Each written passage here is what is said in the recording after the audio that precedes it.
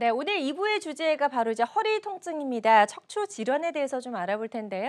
한국인 10명 중에 8명 정도는 허리 통증을 평생 살면서 한 번 이상 호소한다고 합니다. 그런데 이제 대부분은 생활 습관의 변화만으로도 좀 좋아지기도 하지만 약 한 15% 정도는 반드시 전문적인 치료가 필요한 경우라고 하는데요. 자, 허리 통증 치료 어디서 어떻게 받아야 후회가 없을까요? 오늘 이분과 함께 이야기 나눠보도록 하겠습니다. 강병찬 원장과 함께합니다. 어서 오세요. 네, 안녕하세요. 네, 원장님 반갑습니다. 자, 우리 이제 100세 시대라는 이야기 참 많이 하잖아요. 100세 시대를 네. 살기 위해서 중요한 것들 많아요. 그래서 저희가 일부에서는 이제 건강한 치아에 대해서 이야기를 좀 했었고요. 네. 또 100세 시대를 잘 살기 위해서 가장 중요한 게 또 허리, 척추 건강입니다. 마음이 좀 따라주지 않으면, 이제 허리 건강이 좀 잘 따라주지 않으면 일상생활이 불편해지고 또 많은 부분들이 좀 어려워지죠. 그렇죠. 네. 그리고 또 우리 몸의 기둥이기 때문에 척추가 안 좋으면 일상생활이 힘들고요. 누워도 아프고 서도 아프고 그렇기 때문에 척추, 특히 목하고 허리 관리는 굉장히 중요하다고 할 수 있겠습니다. 네. 자, 몸이 이제 노화되면서 허리 척추의 퇴행성 질환은 뭐 피해갈 수 없는 그런 질환이다라고 좀 알고 있는데, 그 얼굴이나 이런 몸의 노화가 보통 이제 20대 후반에서 30대부터 시작이 된다고 하잖아요. 허리에 오는 퇴행성 질환은 언제부터 좀 시작이 되나요? 네. 우리는 보통 이제 퇴행성 질환 하면은 이제 50대 이후에를 생각하는데, 화면을 보시겠습니다. 보통 우리가 신경과 근육, 뼈, 연골 이렇게 우리 몸을 나눠보면 연골과 힘줄 인대는 우리가 30대 때부터 또 급속하게 퇴행이 진행됩니다. 네. 그래서 예를 들어 스포츠 활동이라든지 또 안 좋은 자세에서 허리 디스크도 연골이거든요. 네. 그래서 그런 부분이 시작이 되고요. 또 뼈 같은 경우는 여성분들 특히 이제 폐경 이후에 골다공증, 골밀도가 감소하거나 또 여러 가지 일상생활로 남자분들도 이제 뼈의 변화가 오기 시작하고요. 그다음에 근육, 그다음에 신경순으로 이제 오래 버티게 되는데, 이러한 연골과 힘줄 인대, 허리 디스크든 테니스 엘보든 이런 부분들은 잘 관리를 해야 될 것 같습니다. 네. 그래서 최근 들어서는 이제 30대 척추 질환 환자의 수도 점차 좀 증가하고 있는 추세라고 하는데요. 노화만큼이나 이런 나쁜 자세, 평소에 갖고 있는 나쁜 자세도 척추 질환을 일으킬 수 있는 원인이 될 수 있죠. 네, 일단 자세 중에서 제일 안 좋은 자세가 꾸부정한 자세라고 할 수 네, 있습니다. 제일 그래서 편안한 자세잖아요. 근데 편안한 이유는 네. 허리에 이제 척추세운근이라는 게 있어요. 네. 그래서 그 근육을 안 쓰기 때문에 편하고, 뭐 우리가 허리 꼿꼿하게 하는 자세가 바른 자세라고 알고 있지만 그 자세를 20분 이상 하기는 힘듭니다. 그럼요. 그래서 그 등받이나 이런 게 좋은데, 여하튼 꾸부정한 자세를 하면 모든 관절이 그래요. 허리나 척추뿐만 아니라 무릎도 그렇고, 구부리고 체중이 가해지면 굉장히 관절에 안 좋은 영향을 주는데, 네. 그게 당장은 아니지만 지속이 되면은 여러 가지 변화가 오고, 여기 화면에 보시면은 허리 같은 경우 이렇게 꾸부정하게 앉으면 일자허리가 되면서 앞에 압력이 올라가면서 디스크가 뒤로 밀리는 힘을 받게 되고요. 네. 목도 마찬가지입니다. 그래서 목 같은 경우 머리 무게가 2kg밖에 안 되는데, 이렇게 꾸부정하게 돼서 일자목 자세가 되면 그 목 디스크 하나가 받는 압력이 거의 20kg 이상 될 수가 있어요. 그러면 1리터 콜라병이 20개를 머리에 이고 업무를, 노트북이나 핸드폰을 보시게 되는 그런 게 되는 거죠. 그래서 예. 이러한 자세는 중요할 수 있고요. 또 여기 의자에 앉는 모습을 했지만 바닥에 앉는 건 더욱 더 안 좋은 자세라고 할 수 있겠습니다. 그래요. 그래서 우리가 이제 예전부터 해오던 좌식 그런 생활 습관을 이제는 좀 버려야 될 것 같고요. 네. 이런 나쁜 자세가 어떻게 척추 질환으로까지 발전할 수 있는지 좀 설명해 주시면 도움이 될 것 같아요. 네, 일단은 뭐 우리가 검사를 해보면은 일자목 일자리 너무 많으시죠. 예전에는 이걸 병으로 취급을 안 했었는데, 네. 일자목 일자허리는 여러 가지 안 좋은 자세가 지나면 이제 척추체의 변형이 시작점이 될 수 있고요. 또 일자목 일자허리 같은 경우는 우리가 디스크 같은 연골이 변성이 거의 100% 있다고 보시면 됩니다. 예, 그래서 지금 보시면은 왼쪽 화면에 보면 일자목이시고, 진짜 또 일자네요. 네, 예. 원래는 이제 앞으로 약간 약간의? 완만하게 그렇죠. 이제 S 커브가 살짝 그려져야 뒤에 근육과 관절로 머리 무게가 받쳐지고 허리도 마찬가지입니다. 허리도 이렇게 오른쪽 화면처럼 약간 앞으로 S 커브가 좀 있어야 되는데 네. 일자허리가 되면 맨 오른쪽 화면처럼 4, 5번에 이렇게 디스크가 약간 까맣게 이제 변성이 시작되는 모습을 볼 수 있죠. 네, 그래서 우리 평소 생활 습관부터 좀 건강하게 새해에는 바꿔야 될 것 같고요. 운동 시작하신 분들도 많으세요. 새해 시작하면 이제 가장 먼저 하는 게 운동. 그래서 뭐 헬스장에 붐빈다고 하던데 운동도 그냥 잘못할 경우에 척추에 무리가 갈 수 있잖아요. 그렇죠. 우리가 헬스, 요가, 뭐 필라테스, 등산 여러 가지 스포츠도 있고 그런 운동들이 하면은 그 땀도 나고 심폐 기능에도 좋고 근육 강화에 도움이 되는데 또 그런 운동들은 쉽게 얘기하면은 우리 몸의 근육을 발달시키고 뭐 우리가 기분 좋게 신나게 사는 데는 도움이 되는데 척추 건강에는 크게 도움이 안 되는 경우도 많습니다. 큰일이네요. 그리고 예를 들어 그래서 옛날에 영국 속담에 네. 우유를 마시는 자보다 우유를 배달하는 자가 건강하다. 결국 우리가 앞에 처음 화면에 우리 신나게 노부부께서 이렇게 뛰는 모습이 있었는데 맞아요. 오래 살고 또 건강하게 살려면은 하루에 30분 걷거나 막 뛰거나 이런 걷고 뛰는 운동이 도움이 되고요. 척추에도 많이 증상이 심하지 않은 경우에는 그런 걷기 운동이 제일 좋고 적절한 척추에 자극이 되고요. 또 운동 그 화면을 보시면 우리가 여러 가지 이제 예전에 최근에 거의 100년간 해왔던 운동들이 주로 이런 허리를 스트레칭해서 근육을 이완시키는 뭐 고양이 등 자세라든지 여러 가지 요가 자세라든지 물론 요가가 다 나쁘다는 게 아니라 한두 번 하면 근육 이완에는 굉장히 도움이 되지만 이런 운동을 내가 허리가 아프다, 목이 아프다 해서 허리 척추 건강을 위해서 열심히 하면 매일매일 열심히 하면 오히려 아까도 제가 말씀드렸듯이 근육보다 연골이 먼저 상하기 때문에 연골과 인대 힘줄이 손상이 오기 시작을 해요. 그래서 그 다음에 뼈가 상하기 시작하고 그러면 퇴행성 질환이 척추관 협착증으로 천천히 진행되는 또는 급성 디스크 탈출증이 생길 수 있는 그런 원인이 될 수도 있습니다. 네, 그래서 일단 운동을 무턱대고 시작하기 전에 내 척추 건강 상태가 어떤지부터 좀 점검이 필요할 것 같습니다. 상태가 좋지 않은 상태에서 이런 운동들을 무리하게 할 경우에는 이제 척추 질환이 생길 수도 있다는 점을 좀 기억을 해주셨으면 좋겠고요.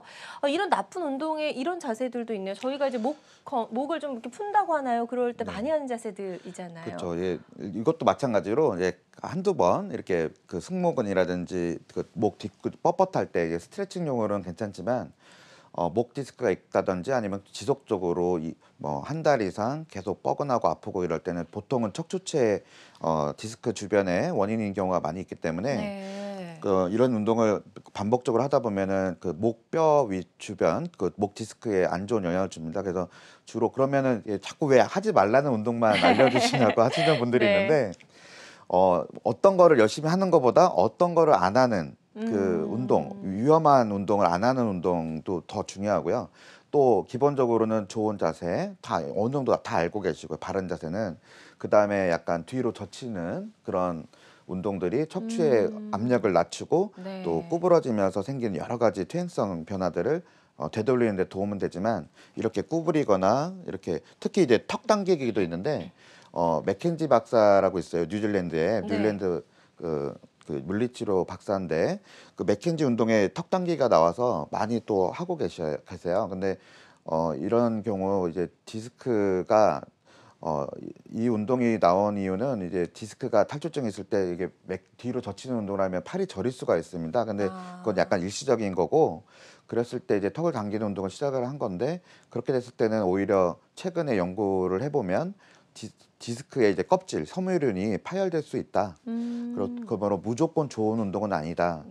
네, 꼭 전문의와 상의해서 꼭 필요할 때만 하시거나 아니면 그냥 일반 분들은 무리해서 하지 않는 게 좋을 것 같습니다. 네, 예. 특히나 이제 목이나 허리 쪽에 뭐 이상이 있다라고 좀 진단을 받은 이후에는 뭐 누구에게 좋다고 해서 무턱대고 운동을 따라하는 건 더 도움이 되지 않을 것 같고요.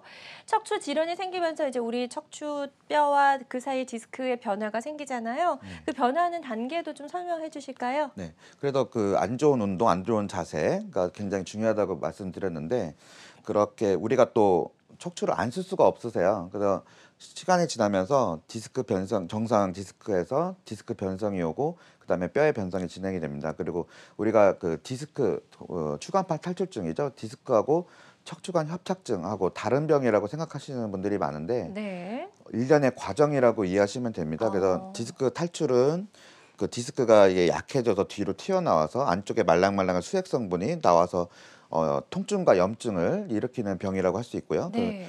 급성 디스크는 굉장히 움직일 수도 없고 마비가 오는 경우도 있죠. 그리고 그게 진행이 되면 디스크가 얇아지고 딱딱해지고 뒤에 있는 후관절이라고 해서 인대가 두꺼워지면 그 앞뒤로 좁아져서 신경이 지나가는 길이 좁아진 거를 음. 협착증이라고 합니다. 그래서 이 단계마다 이 진행을 늦추고 거기에 맞는 적절한 치료를 하는 것이 굉장히 중요할 것 같습니다. 네, 예. 그래서 척추 질환이 이제 1단계부터 4단계까지 발전하는 단계를 좀 설명해 주셨고 아무래도 이제 진행 단계에 따라서 치료 방법들이 좀 차이가 날 수 있겠어요. 네. 보통 거의 뭐 80에서 90%의 환자분들은 좀 쉬시고 그다음에 가벼운 운동을 하고 그다음에 물리치료, 약물치료 같은 기본적인 1단계 치료를 하면서 대부분 회복이 되시죠. 근데 2주에서 4주 이상 기본적인 치료를 안 했을 때는 그다음에 2단계 뭐 주사 치료, 특히 이제 신경 주사라고 하죠. 스테로이드를 쓰는데 네, 스테로이드라는 거는 아주 좋은 약이지만 반복 투여하거나 과량 투여하면 굉장히 부작용이 심하기 때문에 맞아요. 한 번에서 두 번 딱 필요할 때만 전문의의 그 처방 하에 이렇게 하시는 게 좋고요. 그 이후에도 스테로이드 주사의 특징은 한 번 썼을 때 효과가 굉장히 좋지만 그 다음에도 효과가 없다면 바로 다른 예를 들어 인대 강화 주사 같은 프롤로 주사, 재생 주사라고 하죠. 그런 걸 한다든지 아니면 재활 운동을 좀 더 전문적으로 한다든지 이런 방법으로 넘어가야 될 것 같고요. 그래도 이제 일상생활이 힘들 정도로 힘드시다. 네. 그러면 3단계 치료인 비수술 치료, 음. 이제 수술은 아니지만 수술과 비슷한 효과를 내거나 아니면 자기 몸을 보존시키면서 병변, 그 디스크든 협착증이든 그 병변의 직접 원인 치료를 하는 그런 비술적 치료, 시술을 생각해 볼 수가 있겠습니다. 그리고 네. 마지막으로 그런 치료를 했는데도 3에서 6개월 일상생활이 힘들다든지 아니면 마비, 그러니까 뭐 예를 들어 식사를 어깨가 마비가 와서 식사를 못 한다든지 이건 예, 심하죠. 그러니까 왜냐면 이제 어깨나 팔 신경이 목에서 나오거든요. 그래서 목 디스크가 음. 심하면 그럴 수 있는데 그런 경우라든지 아니면 다리 신경이 이제 허리에서 나오니까 허리 디스크나 협착증이 심해서 발목에 힘이 안 들어가서 또 허벅지에 힘이 안 들어가서 걷기 힘들거나 서 있기 힘들다. 그런 경우는 수술을 생각해야 되고 요즘에 또 여러 가지 그 기술이 발전해서 예전에는 칼을 대고 하는 수술을 많이 했다고 한다면 네. 최근에는 내시경으로 근육이나 인대를 손상시키지 않고 그 디스크나 두꺼워진 인대를 직접 치료하는 내시경 수술도 많이 소개되고 있습니다. 그래서 네. 그런 부분 여러 가지 그 종합적으로 고려해서 치료를 생각해 봐야 될 것 같습니다. 네, 네. 이렇게 증상에 따라서 또 단계에 따라서 치료법들이 차이가 날 수가 있겠고요. 본인에게 맞는 최적의 치료법을 찾는 게 무엇보다 중요하겠습니다. 자, 그럼 예후가 좋았던 사례 하나씩 좀 만나보도록 할게요. 첫 번째 네. 사례는 57세 네. 여성분이네요. 네, 이분은 57세 여성분이었고요. 또 허리가 아프고 양쪽 엉치가 아프고 그리고 뭐 다리 저림은 살짝 있었지만 몇 년 동안 많이 고생을 하셨는데 기본 MRI를 찍었는데 디스크가 많이 탈출이 되거나 이러진 않았어요. 그래서 네. 저희가 특수 검사인 그 조영증강 MRI를 검사를 했습니다. 그러면 여기 보시면 4번, 5번 그 디스크 병변에 다른 부위와 다르게 조영증강하면 이제 디스크가 좀 까맣게 보일 수 있거든요. 뼈하고 디스크가. 네. 근데 유난히 하얀 부분이 있죠. 이거는 혈관이 디스크 변성이 돼서 원래 디스크 안에는 혈관과 신경이 없는데 혈관과 신경이 자라 들어가서 앉기만 해도 굉장히 통증이 심한 상태였던 걸 알 수가 있습니다. 예. 네. 이분. 그 단면을 보시면 시술 전에 이제 단면인데 이 4, 5번 디스크 뒤쪽에 신경 앞쪽에 이렇게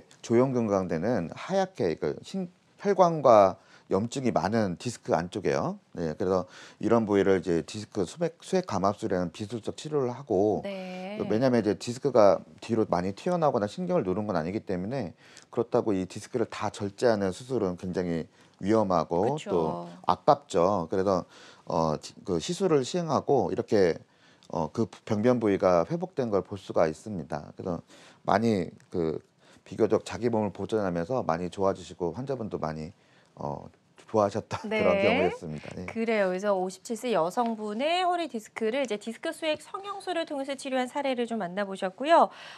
저희 방송 보시면서 본인에게 적합한 치료법이 궁금하신 분들 계시리라 생각이 됩니다.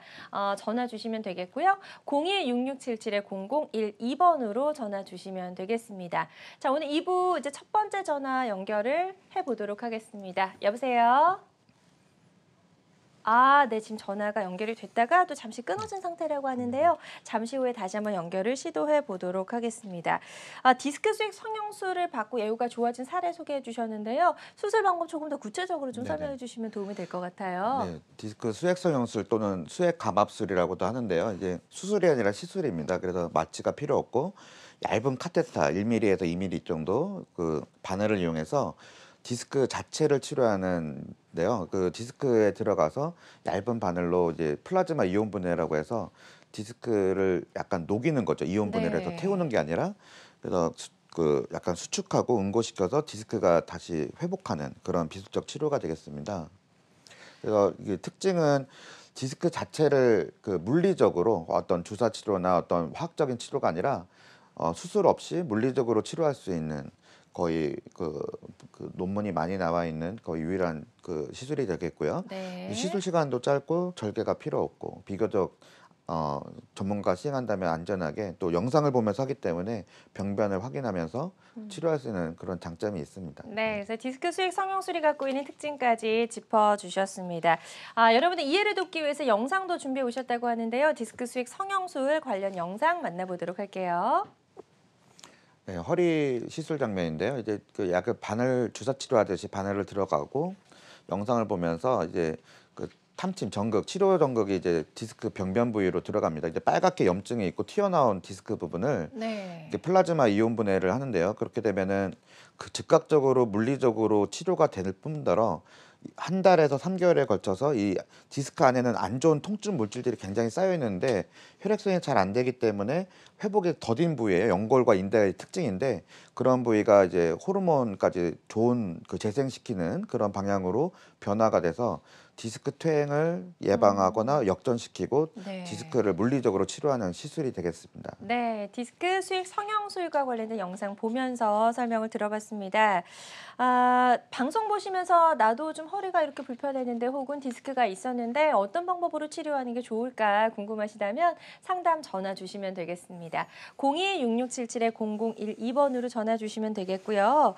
다시 한번 전화 연결을 시도해 보도록 하겠습니다. 여보세요?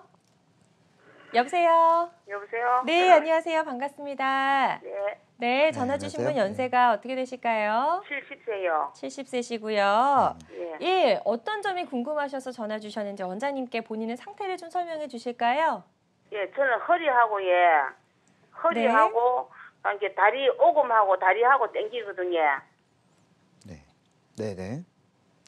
허리하고 다리하고, 오금하고요, 무릎하고 우리 아파갖고, 많이 아파요. 허리가 많이 아파요. 허리가 아프고 오금이 당기는 증상이 얼마나 오래되셨죠? 좀 오래됐어요. 수년간요? 예. 몇 년 동안요? 한 3, 4년 됐어요. 그 무릎 앞쪽이 아픈 게 아니라 뒤쪽 오금 쪽이라고 하면 뒤쪽을 말씀하시는 거죠? 예. 네, 거기가 당기는데 종아리나 허벅지도 약간 당기는 게 있으신가요? 예, 좀 어떨 때는 땡기고 어떨 네. 때는 안 땡기고요. 그래 골다공증 검사를 하니까 있다 해가지고 네. 골다공 통증 주사도 맞고 네. 그러고 무릎에 통증 주사도 맞았거든요. 네. 일주일에 한 번씩 3번 맞고 그러고 또 골다공증 약 일주일에 한 번씩 먹는 게 있대요. 네. 그것도 갖다 먹고 하는데 아무 효과도 없어요. 골다공증은 뼈가 이제 골밀도가 감소하는 병이고 특별한 그 압박골절이 아니면 통증을 유발하지가 않습니다. 그래서 그거는 내과적인 그 관리를 하는 병이고요. 고혈압, 당뇨처럼. 그리고 허리가 아프고 다리가 당길 때는 이제 연세가 70세 정도 되셨으니까 협착증이 동반되어 있을 가능성이 꽤 있으시고요. 예. 혹시 그 걷다 보면 점점 더 다리가 당기고 좀 앉아서 쉬고 싶으신가요? 아니면 그런 걷자마자 건 없어요. 그건 아니시고요? 예. 네. 그럼 걷자마자 힘드신가요? 예, 이래 네. 그냥 앉아서 당기고 예 다리가 이래 치고 치고 네네네. 있다가 다리 오맞다가 이러고 예. 네. 그 앉아 있을 때 또는 걷자마자 불편하다 이런 거는 예. 정형적인 협착증 증상이라기보다는 앉으면서 이제 오히려 추간공이 좁아진다든지 아니면 디스크 그 척추체 압력이 올라가는지 그런 그 추간공 협착증이라고 그 신경이 나가는 길이 좁아진다든지 아니면 그 디스크가 퇴행성 디스크가 생겨서 디스크가 얇아지고 그 협착증이 있으면서 뼈가 부어 있다든지 이런 여러 가지 가능성이 있으시고요. 다리 오금은 좌골신경이 지배하는 영역입니다. 무슨 얘기냐면 우리가 그 다리 뒤쪽으로 가는 신경을 좌골신경이라고 하고 허벅지 앞에 허벅지 쪽으로 가는 신경을 대퇴신경이라고 하는데 우리가 생활하실 때 보통 허리뼈가 5개인데요. 4번, 5번, 1번 밑에 쪽에 퇴행성뼈가 먼저 오세요. 그러면 그 4번, 5번, 1번 좌골신경 뿌리 쪽인데 거기가 이제 다리 뒤쪽으로 내려가십니다. 그래서 다리 오금이 아플 때 무릎 주사를 해도 계속 앞당기고 아프다면 무릎 자체가 연골이 아프거나 관절염이 있으면 보통 무릎 안쪽이나 아니면 앞쪽이 아픈데 다리 오금이 땡기는데 허리가 같이 아프면서 땡긴다 하면 거의 허리 증상이라고 할 수 있겠어요. 그래서 그런 부분은 기본적인 주사 치료를 하고도 계속 아프시고 불편하시면 먹어도 괜찮아요. 네네. 그래서 심장약 와파린을 먹거든요. 네네. 그래서 그 아직은 마비가 오시고 이런 건 아니지만 그 증상 자체가 척추가 상당히 진행됐을 가능성이 있기 때문에 좀 계속 그 가까운 데서 진료 받으셔도 계속 힘드시다면 네. 허리 MRI든지 아니면 전문의를 찾으셔갖고 거기에 대한 또 정밀 검사를 할 필요성도 있겠습니다. 네, 그래서 지금 단계에서 해보고 계신 치료법이 별로 효과가 없으시기 때문에 이제 다음 단계 치료법을 좀 고려해 보셔야 될 것 같습니다. 다시 한번 지금 상태의 척추를 검사를 좀 받아보시고 그 다음 단계 치료법 오늘 저희도 남은 방송 시간 동안 많이 좀 소개해 드릴 테니까요. 참고해 두셨다가 치료 계획 세우는데 도움이 되셨으면 좋겠네요. 계속해서 상담 전화는 열어놓도록 하겠습니다. 02-6677-0012번으로 전화 주시면 되겠고요. 저희 강병찬 원장과 함께 현대인의 생활 습관병이자 고질병인 척추 질환을 치료하는 방법들 살펴보고 있습니다. 또 한 번 치료 사례를 좀 살펴보도록 할게요. 첫 번째 사례로 저희가 이제 디스크 수액 감압술 살펴봤고요. 두 번째 사례는 49세 여성분인데 이분은 이제 목에 디스크가 왔네요. 이분은 뭐 그 저희 지인의 지인분이라서 네네. 처음부터 그냥 엑스레이 찍고 주사 치료하고 좀 이게 그 재활 운동 알려드리고 했는데도 계속 그 3개월이 지나도 보통 한 3개월은 기다려 볼 수도 있는데 그렇죠. 검사를 했습니다. MRI를 찍었더니 5, 6번 그 역시자로 이렇게 꺾여 있죠. 아까 네. 처음에 말씀드렸듯이 목이 앞으로 휘어야 되는데 반대로 일자. 네네 목이네요. 이게 네네. 일자목이 진행이 되면 이게 역시자 모양으로 네 됐죠. 반대로 꺾여야 되는데 이렇게 돼 있죠. 그러면 제일 꺾이는 5번, 6번 쪽에 이제 디스크가 자꾸 뒤로 밀리니까 네. 디스크 탈증이 있고 이제 신경을 누르진 않지만 이분은 이제 목보다 등이 많이 아프셨는데 우리가 목 디스크가 있어도 등이 아픈 분들이 굉장히 많습니다. 그거를 원인과 통증 부위가 다르다. 그거를 연관통이라고 하거든요. 네. 그런 경우인데 등에는 특별한 문제가 없었고요. 그래서 그 디스크 그 단면을 보면 이제 디스크 뒤에 껍질인 섬유륜이 파열이 있고 뒤로 튀어나오고 신경을 살짝 누르는데 수술하기는 아깝고 목은 수술하게 되면은 이제 뒤쪽보다는 앞쪽으로 들어가서 디스크를 절제하고 앞쪽을 유압술이라고 해서 조금 고정술을 하게 되거든요. 아니면 인공 디스크라든지. 근데 이제 역시자 모양이기 때문에 인공 디스크가 좋은 케이스는 아니시고 그래서 그 디스크 수액 성형술을 시행하고 재활을 잘했는데 다행히 많이 좋아지셨죠. 그래서 네. 뭐 지인이라 많이 신경 썼지만 다행히 많이 좋아지셔서 예. 굉장히 만족을 하셨습니다. 그래요. 이렇게 예. 크게 또 수술까지 가지 않고 그 전 단계에서 네네. 좀 마무리가 돼서 더욱더 다행인 것 같고요. 환자들마다 네. 치료 효과는 조금씩 차이가 있을 수가 있겠습니다. 사실 이분처럼 목 디스크는 뭐 허리 척추 질환만큼이나 굉장히 흔한 질환이잖아요. 어떤 네. 증상들이 있을 때 우리가 목 디스크를 좀 네. 의심해봐야 그 될까요? 아까 연관통 말씀을 드렸는데 목 디스크 주변에서 팔 신경이 나오기 때문에 어깨나 팔의 저림과 통증 또 흔히 있고요. 또 네. 목 자체가 아픈 거 뒷목이 아프지만 또 승모근이 아픈 승모근 통증이 3개월 이상 너무 뻣뻣하고 아프다. 그러면 저 그런데요. 디스크 근데 대부분의 분들이 아, 최근에 검사를 해보면 네네. 젊은 분들도 그 좋은 S커버를 유지하시는 분들보다는 일자목이 굉장히 많으세요. 그래서 그런 네. 단계에서 그렇다고 무조건 다 전문적인 치료를 받아야 되는 건 아니지만 네네. 생활 습관을 바꾸고 특히 모니터를 많이 올려서 허리를 바르게 하고 어깨를 폈을 때 내가 편하게 그 고개를 숙이지 않고 앞에 바라볼 수 있는 네. 컴퓨터를 많이 쓰는 분들은요. 또 대본이나 핸드폰 많이 보시면 그러실 수 있을 것 같아요. 그리고 네. 목이 아프면 그 두통을 느끼는 신경이 목 신경이랑 같이 있기 때문에 두통도 흔히 있고요. 그래서 내가 편두통인 줄 알았는데 목을 치료하고 두통이 굉장히 좋아졌고 심지어는 교감신경이라고 해서요. 예. 자율신경 증상이 좋아져서 비염이나 눈통증, 뭐 목 그 인후통 이런 것도 좋아진 어. 분들이 종종 있습니다. 그리고 날개뼈 사이에 그 등 통증도 등 자체가 크게 문제가 없는데 목 디스크가 있으면 등이 굉장히 아파서 목을 움직일 때 더 아프고 뭐 이런 경우가 괜히 흔하죠. 그래서 이런 경우 이제 그 단순히 등이 결렸다. 등이 결림의 상당수는 그 경추에서 온다라는 걸 기억하시고 음. 한번 그 유념을 하시면 도움이 될 것 같습니다. 그래요. 예. 지금 이제 목 디스크의 주요 증상을 소개해 주셨는데 저도 이런 증상들 여러 가지 가지고 있는 것 네. 같아요. 네. 그리고 이런 방송을 진행하고 있음에도 불구하고 병원에 쉽사리 가게 되지 네. 않거든요. 그래서 네. 저희 방송 보시는 분들만큼이라도 혹시나 이런 증상들이 평소에 좀 있으셨다면 지금이 이제 치료할 수 있는 적기다 생각을 하시고 빨리 전문 병원에서 좀 검사를 받아보시고 치료를 받아보셨으면 좋겠습니다. 자, 저희 다음 사례 하나 또 만나보도록 하겠습니다. 다음 사례는 신경유착 박리술을 받은 그런 사례라고요. 54세 남성분의 사례가 준비되어 있네요.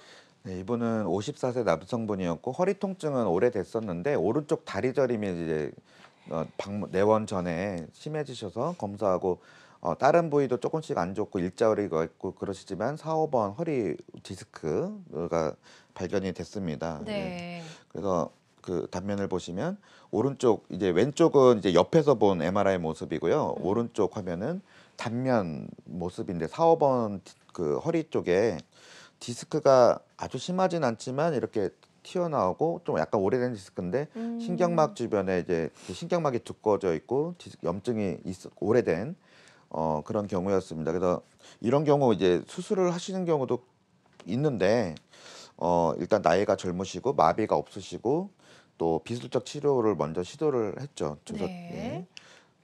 그 신경 유착 박리술 또는 신경 성형술이라고 하는데요. 이게 엉치뼈로 들어가서 오른쪽 그 추간공 신경 나가는 길 그다음에 4, 5번 디스크 쪽 치료를 하고 옆에서 봤을 때 디스크하고 신경 사이에 카테터가 들어가서 병변에 직접 치료를 하는 그런 모습입니다. 네. 이 시술은 워낙 또 많이 알려져 있고 그렇지만 신경 성형술을 했는데 내가 또 아프다 이거는 할 필요가 없다 이렇게 얘기하시는 분들도 있지만 비수술적 치료 중에 가장 기본적이면서 가장 효과적이고 또 최근에 검증도 많이 돼 있는 치료인데 네. 문제는 수술이든 시술이든 하고 나서 관리도 중요하다는 거죠. 이제 3개월, 6개월 좋았을 때 다시 아플 때 그것이 재발인지 아니면 관리가 잘못해서 다른 부위 때문에 원인인지는 또 다시 해봐야 되고요.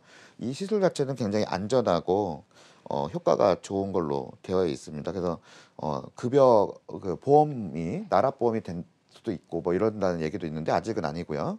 그리고 직경 2mm 정도의 가는 관을 엉치에 넣어서 디스크나 신경막 쪽으로 직접 들어가서 치료를 하는 치료가 되겠습니다. 네, 신경유착 박리술에 대해서 저희가 설명을 쭉 들어봤습니다. 그 사례도 만나봤고요. 환자들마다 치료 효과는 조금씩 다를 수가 있겠습니다. 자, 설명 들어보니까요. 이게 이제 허리 통증 오는 종류가 조금 다른 것 같아요. 물리적인 압박 때문에 오는 통증이 있을 수가 있고 또 신경에 뭔가가 들러붙어서 뭐 염증 때문에 오는 통증이 있는 것 같은데요. 그 신경 통증은 좀 두 가지로 나눠서 설명을 좀 해주실까요? 네. 그 신경 성형술을 할 때 유착박리술이라고도 한다고 말씀드렸는데요. 우리가 디스크가 있으면 디스크가 눌러서 신경이 저린 경우도 있지만 또 상당수는 그 디스크 안에 있던 그 수액이라는 말랑말랑한 젤리 성분이 네. 밖으로 나와서 강력한 염증을 유발합니다. 왜냐하면 원래 혈관이 없기 때문에 우리 면역체가 발동을 안 하는데 신경이 워낙 중요한 부위이기 때문에 이 디스크 탈출이 되면 그거를 알람을 울리는 거죠. 네. 빨리 뭔가 그 치료를 해라 아니면 그렇죠. 자세를 바꾸고 안 좋은 습관을 바꿔라 또는 뭐 구부렸다 폈다 하거나 이런 그 안 좋은 운동을 하지 말아라라는 신호를 하는 거죠. 그래서 우리가 허리가 많이 아프면 이게 알아서 허리가 피게 되죠. 허리를 구부리면 아프기 때문에 맞아요. 그게 예. 일종의 알람 시스템입니다. 근데 그 염증이 있게 되면은 그 주변에 그 조직을 들러붙게 하기 때문에 그 염증과 그 유착을 해결하고 신경 부종을 해결하는 치료가 신경 성형술이 되겠습니다. 네, 그래서 척추 통증 종류까지 저희가 좀 나눠서 설명을 들어봤습니다. 허리와 엉덩이가 아프거나 또 다리 종아리 쪽까지 당김 증상이 있는 경우 척추 질환을 의심해 볼 수 있는데요. 어떤 방법으로 치료가 가능할지 또 나에게 적합한 치료법이 무엇일지 궁금하시다면 상담 전화 주시기 바랍니다. 02-6677-0012번 상담 전화 활짝 열려 있고요. 저희 다음 전화 연결해서 만나보도록 하겠습니다. 여보세요? 네네. 네, 안녕하세요. 반갑습니다. 네. 네, 오늘 연세가 어떻게 되세요? 예, 저가 올해 69입니다. 네, 69세시고요. 네네. 지금 어디가 어떻게 불편하신지 원장님께 본인의 증상을 제가요. 좀 설명해 무릎 주시죠. 수술은 18년도에 무릎 수술을 했거든요. 네. 그리고 작년에 6월 달에 그 허리 협착 그거서 약물 치료 네네네. 그걸 했어요. 그랬는데도 제가 이 무릎이 아프고 발이 저려와가지고 여보세요? 네네, 네네, 말씀하세요. 한 10년을 잠을 못 자요. 저녁에 뭐 이렇게 많이 발끝이 힘드시군요. 저렸고 네네. 여기 종아리가 이렇게 아파서 종아리 쪽이 그냥 당기셔서요. 무릎도 예, 예. 아프고 무릎 수술하는데도 그렇게 아파서 그러니까 한 5시나 되면은 이제 조금 낮이름 좀 통증이 덜하거든요. 네. 밤이 되면 네. 통증이 더 심해지시는 것 같습니다. 그렇죠. 네네네. 그러니까 예. 저녁에만 잠을 못 자죠. 어머니 잠을 많이 못 주무셔서 많이 힘드셨을 텐데. 자, 그러니까 제가 우울증 약을 먹지요. 그래요. 그렇죠. 예. 어떤 방법이 있는지 한번 상담을 들어보도록 하겠습니다, 어머니. 네네. 네네. 일단 잠도 못 주무실 정도로 아프시다. 근데 밤에 많이 아프신 낮에는 괜찮은데 밤에 아픈 것은 네 주로 이제 염증성 통증일 때 그러니까 이유가 뭐든 간에 염증은 우리 밤에 올라옵니다. 예를 들어 천식도 염증성 질환이잖아요. 그러면 밤에 숨 쌕쌕거리고 하듯이 힘들듯이 우리 몸의 그 염증을 해결하는 호르몬들이 이제 밤에 약해져요. 그러면 염증이 쌓이고 아침에 일어나면 뻐근하고 막 30분 동안 막 허리도 못 피겠고 이런 경우 모든 게 이제 만성 염증이나 급성 염증을 얘기하는데 어머님이 이제 그 무릎 수술하고 나서도 종아리가 뒤쪽이 아프고 땡기고 그러니까 그 염증이라는 게 아까도 말씀드렸듯이 디스크나 협착이나 디스크 또 주변에는 후관절이라는 무릎처럼 관절이 있으세요. 그래서 관절염이 있을 수도 있고 이유가 뭐든 허리 통증과 다리 종아리 뒤쪽은 허리 가능성도 있지만 무릎은 인공관절을 하셨나요? 아니면 어떤 수술을 받으셨나요? 인공관절했어요. 예, 인공관절을 했다면 네. 겉에 힘줄 예를 들어 인대나 힘줄 통증은 있을 수 있으세요. 근데 관절 안에는 수술이 잘 됐다면 그 인공관절한 그 부위가 문제가 안 생겼다면 예를 들어 뭐 그 시멘트 알러지라든지 아니면 다른 그 감염이라든지 이런 게 없다면 네.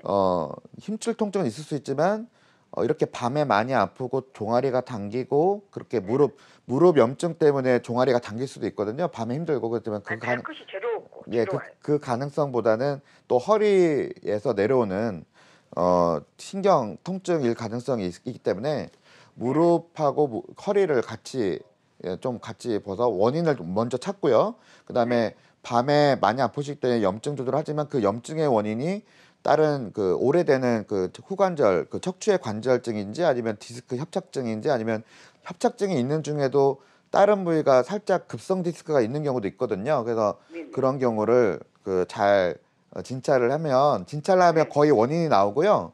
그 원인을 이제 어느 정도 심한지 그걸 알기 위해서 MRI든 그런 정밀 검사를 하는 겁니다. 이제 진찰을 하면 이게 네. 허리 원인인지 무릎 원인인지 또 급성 디스크 증상인지 협착증인지 대부분 가닥은 나오는데 그거를 더 정확하게 알고 정도가 신경이 얼만큼 눌리는지 정도를 정확하게 알기 위해서는 정밀 검사가 필요하다면 할 수도 있고요. 그래서 네네. 거기에 맞게 허리든 무릎이든 적절하게 치료를 받으시면 될 것 같고요. 일단 아까 말씀드렸을 때 우울증 약까지 드셨다고 하는데 만성 통증과 불면증과 우울증은 세 개가 연결이 돼 있습니다. 그래서 내가 불면증이 오래된다 그러면 만성 통증의 유병률이 올라가고요. 또 그 마찬가지로 우울증이 생기는 겁니다. 그러니까 내가 뭐 우울증, 불면증, 만성 통증 이게 따로따로 있는 게 아니고요. 이 그 세 가지 중에 하나가 생기면 나머지 두 개가 잘 생긴다고 이미 보고가 되어 있습니다. 네. 그래서 세 가지가 다 생기게 되면은 굉장히 일상생활 힘드시죠.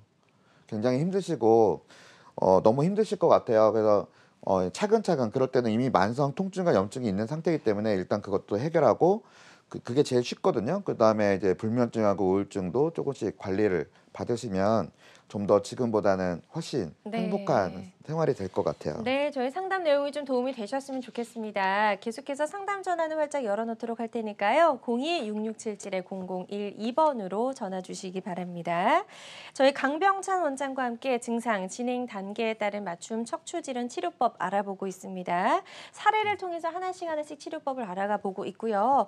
다음 사례 하나 또 만나보도록 하겠습니다. 73세 남성분의 사례가 준비되어 있네요.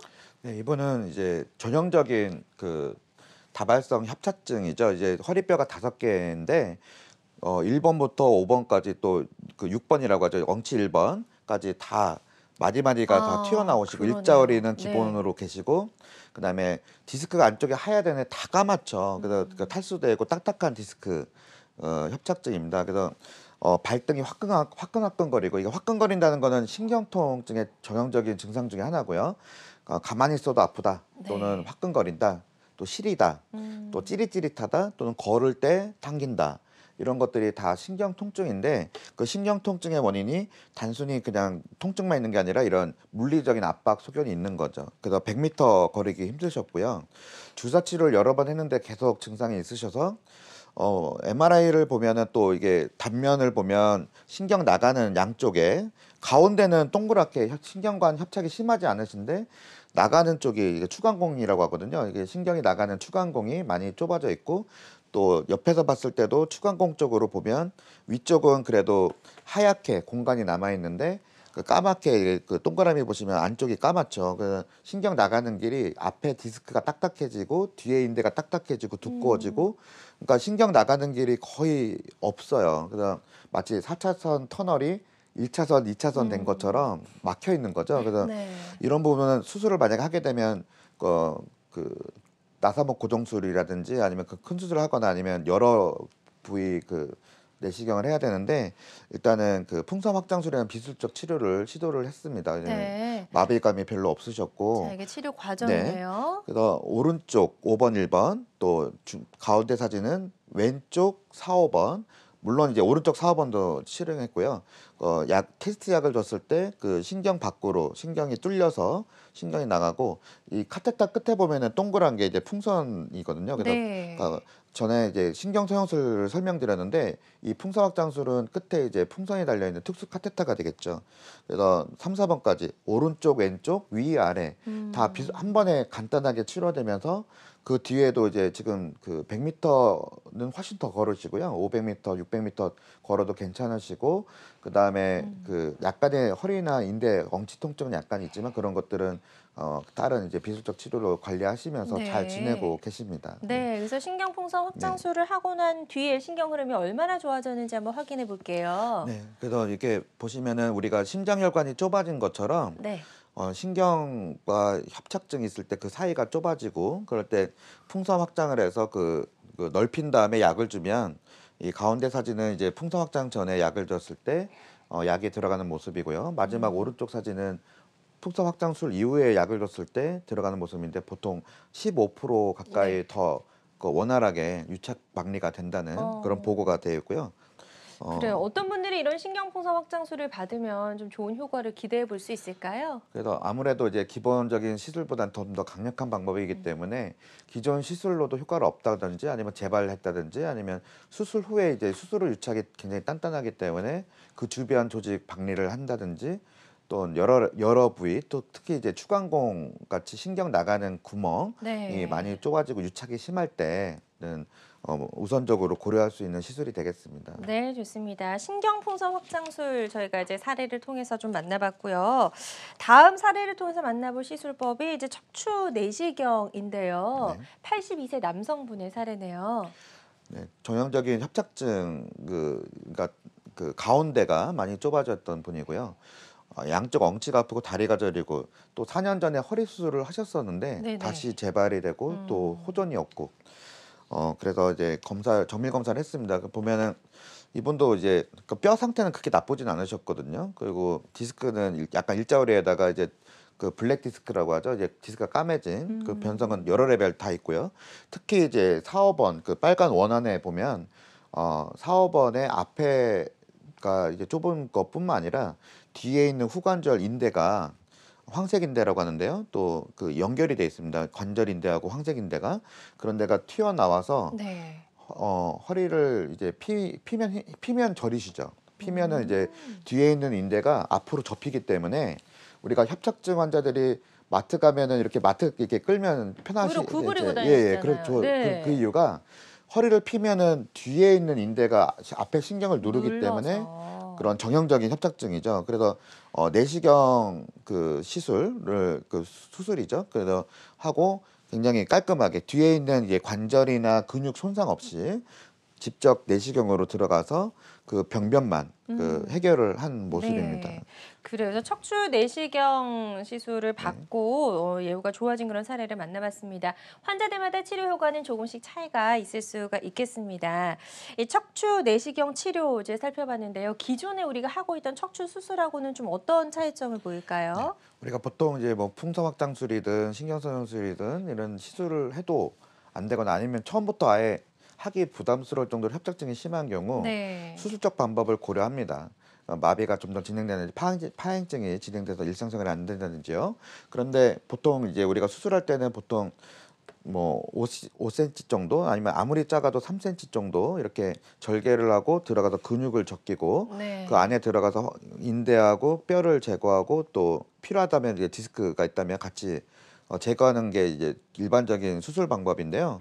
그런 것들이 이제 미세침습 수술이죠. 근데 내시경은 이제 우리가 어깨나 무릎 관절경 하듯이 척추 내시경 그냥 내시경이 들어가는 거죠. 네. 한 방향이든 양방향이든.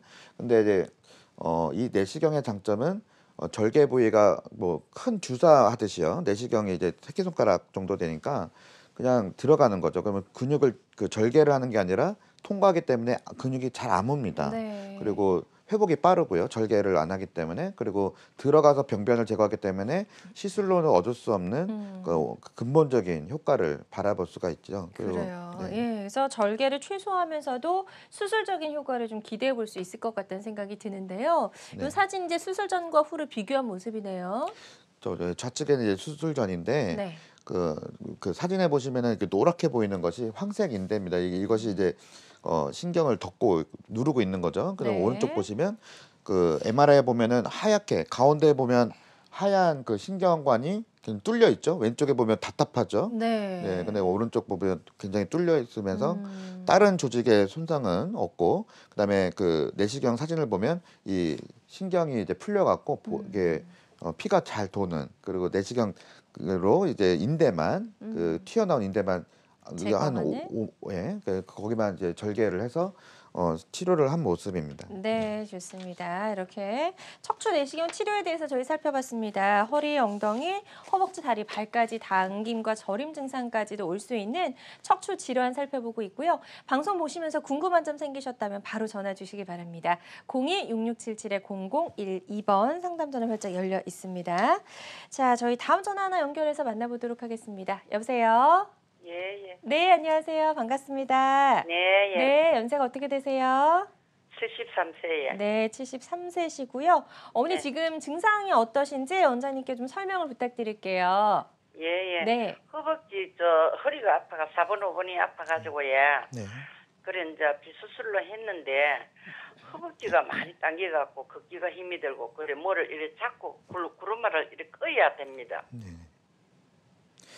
네, 정형적인 그 협착증 증상이네요. 그 가운데가 많이 좁아서 허리를 약간 네. 구부릴 때 편하신 거고. 그 네. 어머님 그 얼마나 그 힘드신 게 얼마나 오래되셨죠? 얼마 안 됐습니다. 한 2개월 전. 2개월요? 그랬더니 예. 갑자기 그렇던데. 그 허리가. 갑자기 그 근데 협착 허리는 났었는데 예. 네. 저 엉덩이 밑에 허벅지 있지. 네네. 허벅지 두 다리가 많이 땡겨져요. 그게 이제 보통 협착증은 갑자기 진행되는 게 아니고 차근차근 인대가 두꺼워지고 디스크가 얇아지고 예. 그렇게 뼈가 좁아지고 뼈가 자라고 이러면서 천천히 진행이 되는데요. 예, 예. 최근에 2개월 동안 갑자기 좀 심하다는 느낌을 받았다면 예. 그 협착증이 있는 부위에 혹시 뭐 염증이 생겼다든지 그래서 신경이 부어 있다든지 해서 증상이 더 심해지는 경우도 있고요. 예, 또 그 비수술적 치료의 한계는 두꺼워진 인대를 완벽하게 해결을 할 수 없다는 게 단점이고 장점은 굉장히 그 부담 없이 몸에 부담 없이 뭐 이게 예. 뭐 당뇨가 있든 심장병이 있든 부담이 없이 주사 치료보다는 뭐 조금 더 복잡하지만 잘 관리를 한다면 그 정도의 위험성을 할 수는 있지만 예. 지금 그 당기는 증상이 심하다는 거는 일단은 신경 통증이고요. 그 파행증이 있는 거고요. 협착증 증상입니다. 그래서 예. 그런 경우 이제 두 가지인데요. 예. 어머님이 또 이제 그 비술적 방법으로 또 좋아져서 잘 지내시고 또 재활을 또 이번에 제대로 하시고 이러시면서 병의 진행을 더디게 해서 하는 경우도 있고 또 MRI 같은 검사를 해보면 엑스레이로 알 수 없는 그 신경 상태를 알 수가 있는데 이거는 결국에는 비수술을 해도 나중에 또 아프고 또 아프고 또 아플 거고 점점 심하면 마비가 올 수도 있겠다라고 예측이 되면 예. 증상의 정도에 따라 또는 협착의 정도에 따라서는 또 여러 가지 뭐 수술적 방법 그 중에서도 이제 몸에 부담이 없는 내시경 방법부터 고려를 할 수도 있고요. 그래서 예. 지금 상태는 어떤 치료를 받아도 그 관리법 또는 그 몸 상태에 따라서는 예후가 다를 수가 있으세요. 예. 그렇지만 최근 2개월 동안에 많이 힘드시다고 하면은 아직은 낙담하지 마시고 예. 정확히 일단은 진찰을 해보시고 거기에 예. 따라서 비술적 방법이든 술적 방법이든 두 가지 방법 다 가능할 수도 있고 또는 한 가지가 더 좋을 수도 있는데 어떤 치료를 하든 간에 그 재활이 중요하다는 거죠. 그러니까 안 좋은 그 일상생활에서 안 좋은 자세를 한다든지 또는 좋은 운동법을 모르시고 안 좋은 운동을 계속 반복적으로 하신다든지 이런 거가 있는지도 한번 확인을 해보시는 게 좋을 것 같습니다. 일단 네. 치료는 일단 하시고요. 네, 저희 상담해드린 내용이 좀 도움이 되셨으면 좋겠습니다. 잘 치료 계획을 세워서 치료를 받아보시길 바라고요. 저희 다음 전화 하나 더 연결해 보도록 하겠습니다. 여보세요? 예. 여보세요? 네, 안녕하세요. 반갑습니다. 네, 연세가 어떻게 되실까요? 70이요. 네, 70세시고요. 어떤 증상들 갖고 계신지 설명을 좀 해주시겠어요? 예, 저 네, 허리가 조금 안 좋은데요. 네, 근데 다리 쪽으로 발바닥까지 장단지하고 발바닥까지 발가락 그런데 시리고 저리고 그래요. 네, 통증이 좀 있어요 그쪽으로. 네. 네, 지금부터 원장님과 한번 상담을 좀 나눠보도록 하겠습니다. 기존에 어떤 치료를 받으셨는지 한번 말씀을 부탁드릴게요. 예. 예, 네, 그 70세 남자분이시고 허리가 아픈 거는 있으신데 허리는 아프다 안 아프다 하시겠지만 다리가 시리고 저리고 이러시니까 굉장히 좀 불편하시고 이게 어떤 증상인지 이렇게 궁금하신 거죠? 예. 그 시리다는 거는 이제 그 우리가 신경이 여러 가지 그 부분이 있습니다. 운동신경이 있고 감각신경이 있고 또 자율신경이 있어요. 자율신경은 교감신경과 부교감신경이 있는데 허리 신경에서 나올 때 이제 교감신경 증상이라는 게 있을 수 있습니다. 그래서 시리다, 시린데 내가 차가운 바닥에 발이 닿거나 아니면 뭐 겨울에 추울 때는 더 심하다. 이럴 때는 예. 그거는 더 심해요. 네, 그런 경우가 그 시린 통증도 교감신경 통증이 복합적으로 그 복합된 그 좌골신경통 증상이고요. 그 다리 쪽으로 내려가는 좌골신경통인데 이것이 그 증상이 그 그 디스크가 튀어나와서 그런 건지 아니면 그 물리적 압박은 없는데 염증이 심한 건지 아니면 그 앞뒤로 좁아서 관절과 디스크가 다 퇴행성 변화가 돼서 보통 70세 정도 되시면 4, 5번 같은 경우는 4번, 5번, 1번은 퇴행성 변화도 많이 있을 수 있고요. 보통 3, 4번 같은 경우는 있을 수도 있고 없을 수도 있고 그런데 그런 부위에 그 분석을 해서 거기에 맞게 이제 그 일단은 그 보존적 치료, 이제 약물 치료, 물리 치료, 그다음에 안 되면 주사 치료, 안 되면 시술 또는 왜냐면 이제 마비가 없으시잖아요, 아직은. 그러니까 신경 이런 경우 시린 통증은 수술을 해도 남는 경우가 있으세요. 돌아오는 경우도 있지만 그래서 만약에 병변을 보고 너무 심해서 수술을 해야 됐는데 좀 미루다가 나중에 수술을 하면 너무 오랫동안 신경이 시달리면은 또 시리고 먹먹하고 뭐 발바닥이 남의 살 같거나 뭐 고무판이 달라붙어 있는 것 같다 또는 모래를 받는 것 같다 이런 분들이 굉장히 많아서 그런 경우가 오랫동안 신경이 시달리면은 수술을 해서 물리적으로 감압을 해도 압력이 떨어져도요 신경 통증이 남는 경우도 있습니다. 그래서 적절하게 이게 굉장히 어렵죠. 그 수술 시기를 잡는 것도 어렵고 비수술적 치료할지 아니면 수술 치료가 날지 네. 아니면 그냥 쉬면서 재활을 하는 게 걸으면서 좀 보도 될지 그런 것들을 신중하고 정확하게 판단을 하고 거기에 맞게 해야 되는데요. 시리고 저린 거 흔히 있는 증상입니다. 네. 그래서 한번 다시 한번 잘 진단을 받아보시고 치료 계획을 세워보셨으면 좋겠습니다. 오늘 저희가 설명해드린 내용이 치료 계획 세우시는데 좀 도움이 되셨으면 좋겠고요. 오늘 다양한 척추질환 치료법 살펴봤습니다. 이런 치료를 받기 전에 환자 입장에서 좀 그 사전에 주의할 점이 있다면 어떤 게 있을까요? 치료받기 전에 주의점은 일단은 너무 이제 일단은 어떤 거를 그 치료도 일단 해야죠. 일단 2주에서 6주 이상 내가 일상생활에 불편하다 그러면은 진료를 보시는 게 좋습니다. 그리고 일단은 안 좋은 자세, 안 좋은 운동을 피하시는 게 좋을 것 같고요. 또 어떤 치료를 하든지 간에 그 이후에도 네. 관리법은 우리가 고혈압, 당뇨 관리하듯이요. 허리 척추도 평생 관리하는 그게 필요하죠. 다른 관절도 마찬가지입니다. 네. 어깨나 무릎, 자기가 약한 부위가 있다면 그 부위에 그 안 좋은 운동을 좀 피한다든지 아니면 좋은 운동을 한다든지 또 좋은 습관을 해서 계속 꾸준히 관리하는 게 중요할 것 같습니다. 네, 이렇게 주의점까지 들어봤습니다. 자, 오늘 다양한 치료법 살펴봤고요. 모든 치료법에는 부작용이 따를 수 있고 개인마다 치료 효과가 다르다는 점, 전문의와의 상담을 통해서 전문적인 치료를 받는 것이 가장 좋은 선택이라는 점 꼭 유념해 주셨으면 좋겠습니다. 지금까지 강병찬 원장과 함께 이야기 나눠봤습니다. 오늘 말씀 잘 들었습니다. 네, 감사합니다. 고맙습니다. 네.